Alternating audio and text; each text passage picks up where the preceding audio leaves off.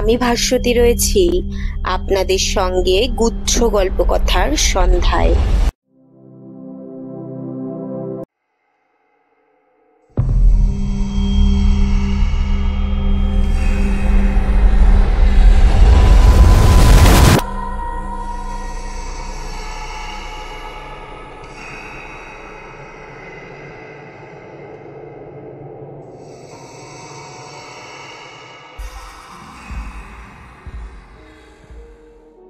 আজকে শুনবেন এপিসোড নম্বর 12। আজকের এপিসোডে কিন্তু কোনো রকমের গল্প নয়, আজকে আছে 3টি সত্যিকারের ঘটনা, যেগুলো ঘটে গিয়েছিল আমাদের কলকাতার বুকে, কিন্তু আমরা কেউই ঘুণাক্ষরে তার টের পাইনি। আজকের এই গল্প 3টিতে রয়েছে 3টি বিদেশি অশরীরীর ঘটনা, যারা তাদের মায়ার টানে ফিরে ফিরে এসেছেন মৃত্যুর পরেও এই ভারতে। চলুন গল্প 3টি শুনে নেওয়া যাক। প্রথম গল্পটির নাম হলো লাটের ভূত। আলিপুরের জর্জ কোর্টের অনতি দূরে হেস্টিংসের প্রাসাদ। বাড়িটিতে এখন নারী শিক্ষা পর্ষদের আপিস হয়েছে। বাড়িটা এককালে ছিল গভর্নর জেনারেলের পল্লী ভবন। বাড়িটা নাকি একসময় ভৌতিক কার্যকলাপের কেন্দ্র হয়ে উঠেছিল, আর সে ভূত স্বয়ং হেস্টিংসের। লাট সাহেবের ভূত। লাটের মতোই ছিল তার চলাফেরা। শোনা যায় প্রতিদিন সন্ধ্যায় তিনি নাকি অদৃশ্য জুড়ি গাড়ি হাঁকিয়ে রাজকীয় দাপটে রাস্তা কাঁপিয়ে বাড়ির দরজায় এসে নামতেন। তারপর সে বিশাল প্রাসাদের প্রতিটি ঘরে তন্ন তন্ন করে কি জানি খুঁজে বেড়াতেন। কোনো মহামূল্যবান বস্তু কি তিনি ওই বাড়িতে ফেলে গিয়েছেন, যার খোঁজে প্রেতলোক থেকে নিত্য তিনি আনাগোনা করতেন? ইতিহাসের পৃষ্ঠা এই রহস্যের উপর কিছুটা আলোকপাত করে। 1785 সালের 21 জুলাই হেস্টিংস তার বন্ধু এবং প্রাক্তন একান্ত সচিব নেসবিট টমসনকে একটা চিঠি লিখেছিলেন। চিঠিটার বয়ান নিম্নরূপ: বারে বারে আমার দপ্তরের কথা উল্লেখ করতে হচ্ছে বলে আমি দুঃখিত, কিন্তু আপনার বা লার্কিন্সের কাছ থেকে এই বিষয়ে এখনো কোনো সংবাদ পেলাম না। এ নিয়ে আমি যে কি উদ্বেগের মধ্যে আছি তা আপনারা কল্পনা করতে পারবেন না।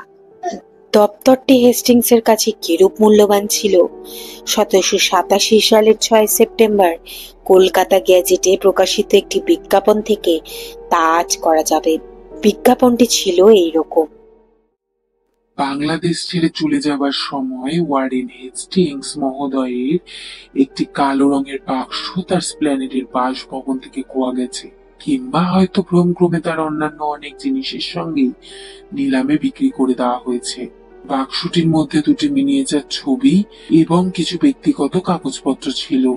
এত দ্বারা জানানো যাচ্ছে যে কোনো ব্যক্তি যদি এমন সংবাদ দিতে পারেন যার ফলে বাক্সটি উদ্ধার করা সম্ভব হবে, মিস্টার লার্কিন্স এবং মিস্টার টমসন তাকে 2000 শিক্ষা টাকা পুরস্কার দেবেন। যতদূর জানা যায় দপ্তরটি উদ্ধার করা সম্ভব হয়নি।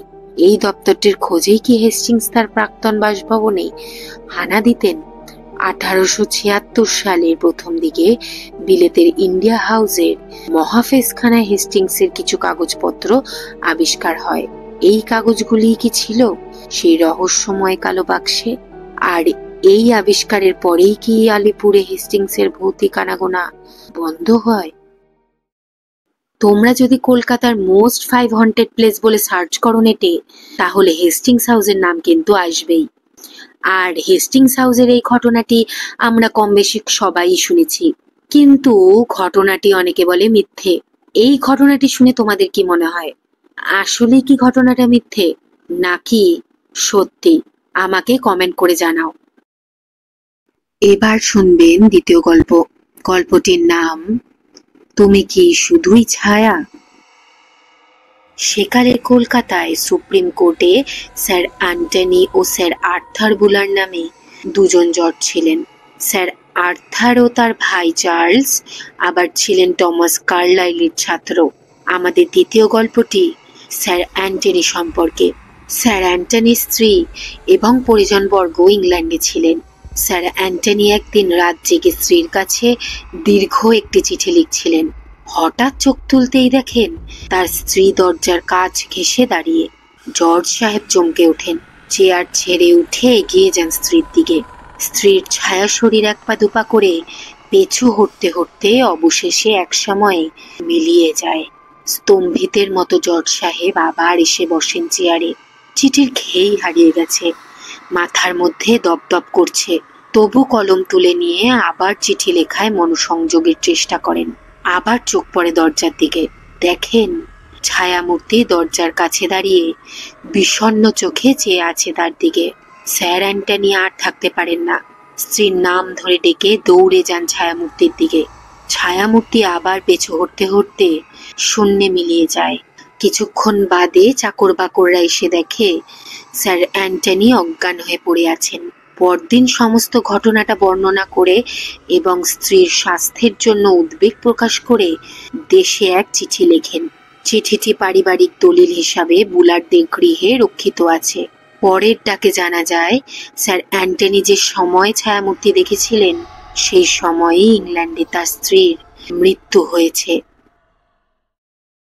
এখন শুনবেন তৃতীয় এবং লাস্ট গল্প। গল্পটির নাম কাউন্সিলে আগন্তুক। 7 সমুদ্র 13 নদী পেরিয়ে অশরীর এদেশে আগমনের আর একটি কাহিনীর বিবরণ পাওয়া যায়। 1880 সালে প্রকাশিত পাদ্রি সেভিলের একটি বইয়ে। পাদ্রি সাহেব লিখেছেন, মিস্টার স্পার্কস আমাকে জানিয়েছেন তার দাদু জোসেফ কার্টার মহোদয় ছিলেন ওয়ারেন হেস্টিংসের সচিব। একদিন সন্ধ্যায় তিনি সুপ্রিম কাউন্সিলের সভায় বসেছেন। কাউন্সিল কক্ষে মিস্টার শেক্সপিয়ার নামে এক কাউন্সিলের জনৈক সদস্য হঠাৎ বলে উঠলেন, হা ভগবান, এই যে দেখছি আমার বাবা। কাউন্সিলের সদস্যরাও দেখলেন এক অপরিচিত মূর্তি কাউন্সিল কক্ষের মধ্য দিয়ে ভাসতে ভাসতে আরেকটি কক্ষে অদৃশ্য হয়ে গেলেন। কাউন্সিল সদস্যদের বিশেষ করে যা চোখে পড়ল তা হচ্ছে একটি বিশেষ ধরনের টুপি। এই টুপির নাম ছিল চিমনি পট। এদেশে সে টুপি পাওয়া যায় না। ঘটনাটি গভর্নর জেনারেলের মনকে এতটা প্রভাবিত করেছিল যে তিনি তৎক্ষণাৎ আদেশ দিলেন ঘটনাটির একটি বিবরণ লিপিবদ্ধ করে যেন মহাফেজখানায় রাখা হয়। বিবরণটি সম্ভবত এখনো সেখানেই আছে। কয়েকদিন বাদে মিস্টার শেক্সপিয়ারের বাবার মৃত্যু সংবাদ নিয়ে একটি জাহাজ এসে কলকাতা বন্দরে ভিড়ল। এই জাহাজেই চিমনি পট টুপির প্রথম চালানও ভারতবর্ষে এসে পৌঁছল। আপনাদের গুচ্ছ কল্পকথার উপস্থাপনা কেমন লাগছে ও গল্পগুলি আপনাদের চোখে কতটা জীবন্ত হয়ে উঠছে অবশ্যই কমেন্ট করে জানাবেন। আপনাদের মন্তব্য আমাদের কাছে খুবই মূল্যবান। এছাড়া গল্প নিয়মিত শুনতে চ্যানেলটিকে সাবস্ক্রাইব করুন। গুচ্ছ গল্পকথা হলো গল্পের সম্ভার। এখানে ভৌতিক গল্প, অদ্ভুত থেকে অলৌকিক গল্প শুনতে পাবেন। এছাড়া আপনারা আপনাদের জীবনের গুরুত্বপূর্ণ স্মৃতি কিংবা ভৌতিক অথবা অলৌকিক ঘটনা ও জীবনের বিভিন্ন অভিজ্ঞতাও শেয়ার করতে পারেন। শেয়ার করার জন্য ডেসক্রিপশনে দেওয়া ও স্ক্রিনে দেওয়া মেল আইডিতে মেল করুন। আপনাদের জীবন কথা আমি পড়ে শোনাবো এই চ্যানেলে। ধন্যবাদ।